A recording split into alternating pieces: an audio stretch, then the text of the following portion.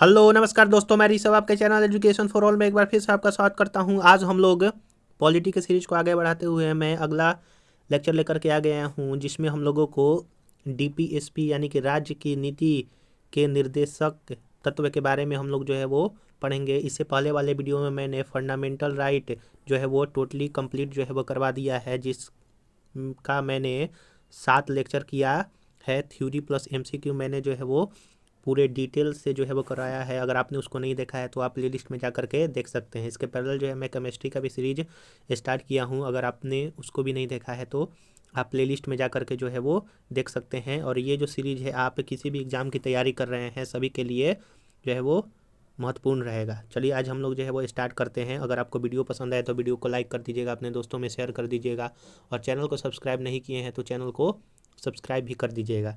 तो चलिए आज हम लोग जो है वो डीपीएसपी से संबंधित थ्योरी कुछ करते हैं। तो भारतीय संविधान के भाग 4 अनुच्छेद 36 से 51 के तहत राज्य की नीति के निर्देशक तत्वों का प्रावधान जो है वो किया गया है। तो संविधान यानी कि भारतीय संविधान के पार्ट 4 और आर्टिकल 36 से 51 तक जो है वो डीपीएसपी के बारे में दिया गया है। इससे पहले वाले जो फंडामेंटल राइट था वो भाग 3 और आर्टिकल 12 से 36 तक जो है वो दिया हुआ था। अगला है कि भारतीय संविधान के नीति निर्देश तत्व जो है वो आयरलैंड के संविधान से प्रेरित है। तो ये क्वेश्चन जो है वो सबसे ज़्यादा क्वेश्चन जो है वो पूछा जाता है कि जो डीपीएसपी है वो किस देश के संविधान से लिया गया है। तो आयरलैंड के संविधान या फिर आयरिश संविधान से लिया गया है। नीति निर्देशक तत्वों की प्रकृति अनुच्छेद 37 में स्पष्ट होती है। इसके मुख्य पक्ष निम्नलिखित में से हैं। नीति निर्देशक तत्व के उपबंध न्यायालय द्वारा लागू नहीं होगा। जैसे हम लोगों ने पिछले वाले वीडियो में पढ़ा था कि जो मूल अधिकार है, अगर किसी व्यक्ति का मूल अधिकार जो है उसका हनन हो रहा है तो वो न्यायालय में, सुप्रीम कोर्ट या फिर हाई कोर्ट में जा सकता है। सुप्रीम कोर्ट आर्टिकल 32 के तहत जा सकता था, वहीं हाई कोर्ट जो है वो आर्टिकल 226 के तहत जा सकता था अगर किसी व्यक्ति का मूल अधिकार का हनन हुआ है तो। लेकिन अगर डीपीएसपी से संबंधित अगर कोई भी कार्यवाही हो वो न्यायालय द्वारा जो है वो लागू नहीं होता है। दूसरा पॉइंट कह रहा है कि तथापि इसके सिद्धांत देश के संचालन में मूलभूत यानी कि फंडामेंटल है। तथा तीसरा है कि राज्य का यह कर्तव्य है कि वह इन सिद्धांतों को कानून बनाकर लागू करे। जो डीपीएसपी है वो मुख्यतः राज्य से संबंधित है। अगर राज्य चाहे तो डीपीएसपी में जो भी चीज़ दिया हुआ है आर्टिकल 36 से आर्टिकल 51 के बीच में जितना भी चीज़ दिया हुआ है, अगर वो राज्य चाहे तो राज्य में लागू कर भी सकता है या फिर नहीं भी कर सकता है। इसके लिए कोई भी व्यक्ति जो है वो न्यायालय नहीं जा सकता है। अनुच्छेद 38 के अनुसार राज्य लोक कल्याण की अभिवृद्धि के लिए सामाजिक व्यवस्था बनाएगा। यह आर्टिकल 38 में कहा गया है। आर्टिकल 39 में राज्य द्वारा अनुसंसरणीय कुछ नीति निर्देशक तत्व हैं, जैसे पुरुष और स्त्री को समान रूप से आजीविका प्राप्त हो, भौतिक संसाधनों का वितरणकारी न्याय उपबंध हो, आर्थिक विकेंद्रीकरण हो, पुरुष और स्त्री को समान कार्य के लिए समान वेतन हो, बालकों हेतु कल्याणपरक कार्य आदि। ये सारे जो है वो आर्टिकल 39 में दिया गया है।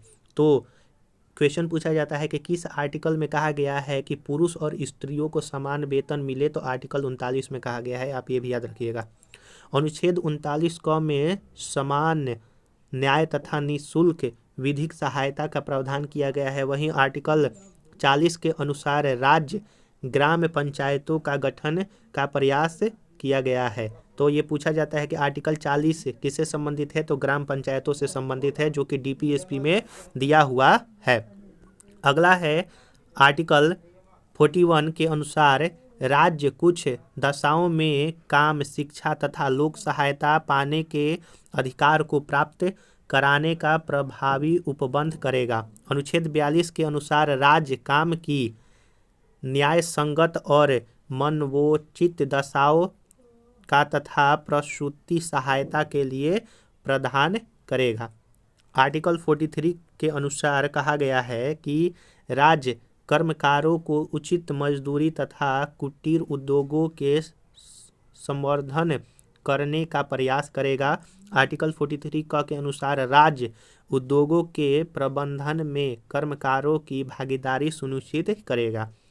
आर्टिकल 44 कहता है कि राज्य भारत के संपूर्ण राज्य क्षेत्र में नागरिकों के लिए एक समान सिविल संहिता लागू करने का प्रयास करेगा। तो आर्टिकल 44 जो है वो समान सिविल संहिता लागू करने का बात करता है, जो कि भारत में मात्र एक राज्य में जो है वो समान सिविल संहिता लागू है और वो है आपका गोवा। आप ये भी याद रखिएगा।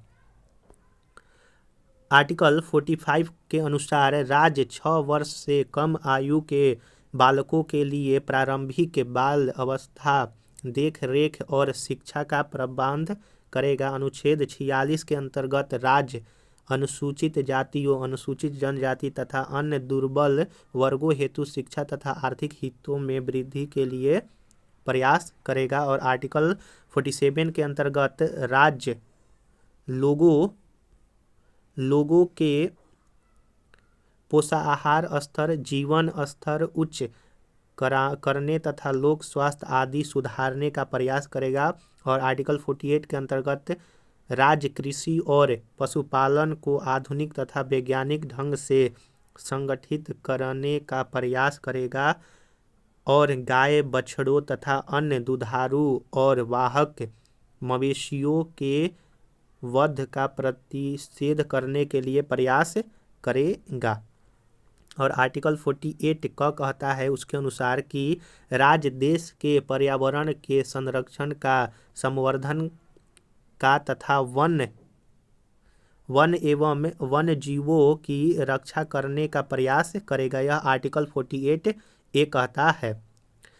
आर्टिकल 49 के अंतर्गत राज्य राष्ट्रीय महत्व के स्मारकों, स्थानों तथा वस्तुओं को संरक्षण करेगा। आर्टिकल 50 के अंतर्गत राज्य की लोक सेवाओं में न्यायपालिका को कार्यपालिका से अलग, तो आर्टिकल 50 के तहत न्यायपालिका जो है वो कार्यपालिका से अलग करने के लिए राज्य कदम उठाएगा। वहीं आर्टिकल 51 के अनुसार राज्य अंतर्राष्ट्रीय शांति और सुरक्षा की अभिवृद्धि का प्रयास जो है वो करेगा। तो यहाँ पर हम लोगों ने आर्टिकल 37 से 51 तक हम लोगों ने आर्टिकल देखा, जो कि किस आर्टिकल में क्या जो है वो कहा गया है। आइए जो है वो मौलिक अधिकार और नीति निर्देशक तत्व में अंतर जो है वो हम लोग जान लेते हैं। अगर आपको वीडियो पसंद आ रहा होगा तो वीडियो को जरूर से जरूर लाइक कीजिए, अपने दोस्तों में शेयर कीजिएगा। और अभी तक आपने चैनल को सब्सक्राइब नहीं किया है तो चैनल को सब्सक्राइब भी कर दिया कीजिए। चलिए मौलिक अधिकार और डीपीएसपी से संबंधित कंपेयर जो है हम लोग कर लेते हैं, क्या इसमें डिफरेंस है। तो भारतीय संविधान के भाग 3 में मौलिक अधिकार दिया है, वहीं भाग 4 में जो है वो कर्तव्य दिया हुआ है, नीति निर्देशक तत्व यानी कि डीपीएसपी दिया हुआ है। अमेरिका के संविधान से मौलिक अधिकार प्रेरित है, वहीं आयरलैंड के संविधान से जो है वो डीपीएसपी प्रेरित है।